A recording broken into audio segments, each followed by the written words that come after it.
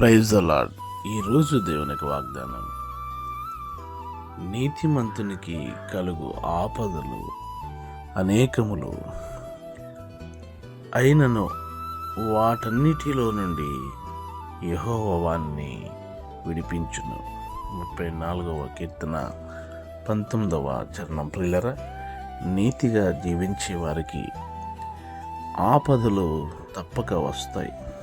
యోబు అనేటువంటి ఒక యథార్థవంతుడు, న్యాయవంతుడు, దేవుని యందు భయభక్తులు కలిగిన ఆయనకు అనేకమైన ఆపదలు కలిగినప్పుడు ఆ ఆపదలన్నిటిలో నుంచి కూడా దేవుడు తప్పించగలిగాడు. నీతిగా జీవించిన వారికి నిందలు తప్పవు. నీతిగా జీవిస్తే ఆపదలు తప్పవు. ఆపదలు రావటము పెద్ద గొప్ప సంగతి కాదు, కానీ ఆ ఆపదలన్నిటిలో నుండి కూడా దేవుడు మనల్ని విడిపిస్తాడు. మీ కొరకు ప్రార్థించే దైవజనులు డేవిడ్ రాజు గారు కాదు.